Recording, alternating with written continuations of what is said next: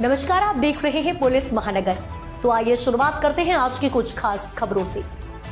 महाराष्ट्र के दिग्गज नेता पहुंच रहे पूर्वांचल जौनपुर सीट से चुनाव लड़ रहे भाजपा उम्मीदवार कृपाशंकर सिंह और बीपी सरोज के लिए कर रहे प्रचार। देश के आर्थिक राजधानी मुंबई से उत्तर प्रदेश के पूर्वांचल पहुंचे शिवसेना शिंदे गुट के उत्तर प्रदेश, दिल्ली और हरियाणा के प्रदेश प्रभारी विक्रम प्रताप सिंह ने जौनपुर में एक प्रेस कॉन्फ्रेंस करके बताया कि प्रधानमंत्री के कार्यों को और भी आगे बढ़ाने के लिए, देश को सशक्त और मजबूत बनाने के लिए शिवसेना पूरी ताकत के साथ मैदान में उतर चुकी है।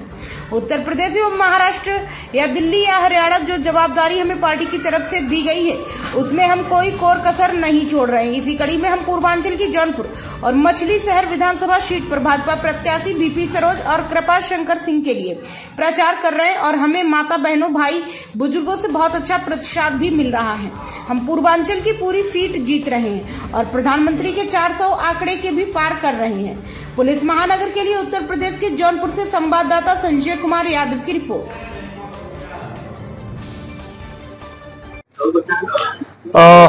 देखिए, मैं जनपद जौनपुर में, जौनपुर लोकसभा में, मछली शहर लोकसभा में बहुत ही सुंदर तरीके से मैंने यहाँ पे माहौल देखा है। गांव के किसानों का, कहीं न कहीं गरीबों का, व्यापारियों में, युवाओं में बहुत ही उत्साह है। देश के यशस्वी प्रधानमंत्री नरेंद्र मोदी जी को अब की बार 400 पार, फिर एक बार मोदी सरकार का जो नारा जो लग रहा है गांव-गांव में, लोगों ने जो है ये कहते हुए मैंने देखा है। जैसे ही देखा कि भाई आप मोदी जी के प्रचार के लिए आए हैं, बोले नहीं यहाँ आने का जरूरत नहीं है, आप दूसरे गांव में देख लीजिए, अगले पड़ाव पे आप चले जाइए। यहाँ पे हम सभी लोग जो है अपने प्रधानमंत्री को, बुजुर्ग माताएं अपने पुत्र के रूप में देख रहे हैं, युवा कहीं न कहीं अपने भविष्य के रूप में देख रहे हैं। ऐसे प्रधानमंत्री नरेंद्र मोदी जी का ये चुनाव है, तो कहीं न कहीं मुझे बहुत ही सुंदर माहौल लगा। कृपाशंकर सिंह जी ने, भारतीय जनता पार्टी की संगठना ने बहुत अच्छे तरीके से यहाँ प्रचार प्रसार किए हैं।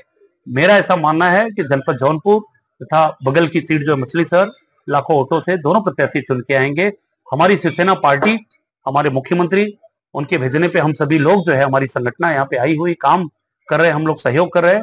बहुत ही अच्छे तरीके से ये चुनाव चल रहा है। मेरा पूरा विश्वास है कि जनपद जौनपुर में कृपाशंकर सिंह जी बड़े अंतर से चुनाव जीत के आएंगे। मछली शहर के प्रत्याशी कृपाशंकर सरोज के बारे में क्या जानते हैं? बीपी सरोज भी बहुत ही अच्छे सांसद रहे हैं, क्रिएटिव माइंड है। फिर से उनको भारतीय जनता पार्टी ने जो है उम्मीदवार के रूप में भेजा है। फिर से वो चुनाव जीत के मोदी जी का हाथ मजबूत करेंगे। हमारा लक्ष्य जो है व्यक्ति नहीं है, हमारा लक्ष्य जो है वो नरेंद्र मोदी, प्रधानमंत्री नरेंद्र मोदी जी हैं। क्योंकि हर एक जो आप जो सांसद पिछली बार चुन के दिए हैं वो सार्थक हुआ है।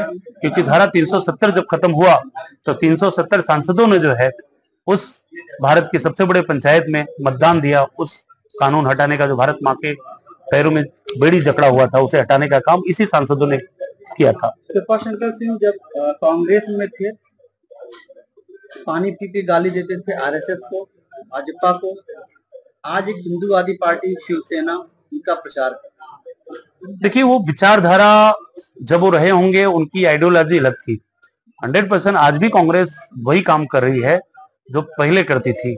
तब भी वो आरएसएस को गाली देती थी, आज भी आरएसएस को गाली देती थी। लेकिन वो गालियां जो है 10 जनपद से लिख के आता था। तो जो भी रहेगा, जो है हम आप भी जाएंगे तो हमको भी वही बात करना पड़ेगा जो है।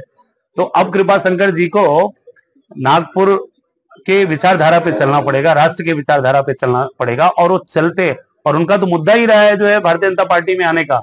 जब धारा 370 का विरोध जो है कांग्रेस पार्टी ने किया, तो कृपाशंकर सिंह जी पहले व्यक्ति पूरे राष्ट्र में रहे जिन्होंने अपनी रिजाइन, उन्होंने कांग्रेस का त्याग पत्र दे दिया। बाकी कोई दूसरा कारण नहीं रहा है।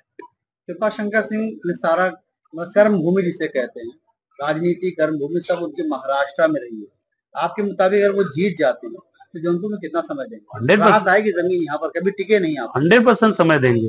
देखिए, जन्मभूमि जन्मभूमि होता है और जन्मभूमि कब कर्मभूमि में बदल जाता है ये बिल्कुल हर व्यक्ति के सीने में रहता है।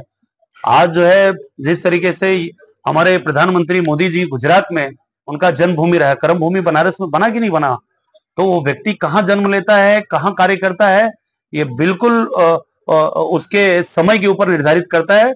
और व्यक्ति कार्य करने वाला व्यक्ति जहां भी जाता है वहां कार्य करता है। कृपाशंकर सिंह जी अगर जनपद जौनपुर से जाके मुंबई महाराष्ट्र की राजनीति में इतना बड़ा कार्य कर सकते हैं, तो अपने जन्मभूमि में आने के बाद जो है क्यों वो कार्य नहीं करेंगे? और क्या जन्मभूमि का ही तो लड़ाई हम लोगों ने अभी जीता है। 500 वर्षों के बाद हमारे रामलला को अपने जन्मभूमि में हमने स्थापित किया है। मथुरा भगवान कृष्ण की जो जन्मभूमि है, वहां उन्होंने जन्म लिया। कर्म तो उन्होंने गुजरात और द्वारिका में किया था। तो हमारा जन्मभूमि होता है, उससे हमारा महत्वता बढ़ता है। और कर्मभूमि का उन्होंने डेवलपमेंट किया है। मुंबई की राजनीति में, मुंबई के डेवलपमेंट में कृपाशंकर सिंह जी का बहुत बड़ा योगदान रहा है। और 100% जौनपुर के विकास में, विकसित जौनपुर को बनाने में उनका बहुत बड़ा योगदान रहेगा, ये मेरा मानना है। चुनाव मैदान में आने से पहले क्या कृपाशंकर सिंह ने कोई विकास कार्य कितने बड़े पद पे रहते हुए जन्मभूमि के लिए किया है? नहीं, देखिए, तभी उनका दायित्व तो महाराष्ट्र में था। महाराष्ट्र में 4 बार वो विधायक, 2 बार वो गृह मंत्री, अलग अलग संगठन के पद पे थे।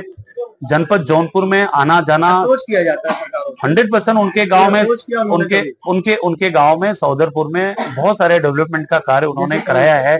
मैं उतना डीपली तो मैं जानता नहीं हूँ, लेकिन फिर भी 100% उनका आवागमन, आना जाना जनपद जौनपुर से बिल्कुल रहा है। और जनपद जौनपुर के जितने भी युवा गए होंगे, कृपाशंकर सिंह जी उनको स्टेबल करने के लिए हमेशा उनका मदद की है।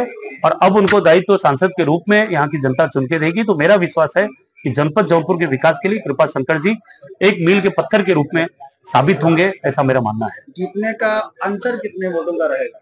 अभी तो जनता जनार्दन तय करेगी। आप भी लगातार फील्ड में हैं। बिल्कुल, लाख वोट से ज्यादा मार्जिन रहे, मेरा ऐसा मानना है। 1.5 लाख प्लस जो है से इनका जीत होना चाहिए। जिस तरीके से मैंने माहौल देखा है, 1.5 लाख से ज्यादा मतों से चुन के आएंगे। अब तक की खबरों में बस इतना ही। ऐसे ही खबरों के लिए बने रहें हमारे साथ। तब तक के लिए नमस्कार।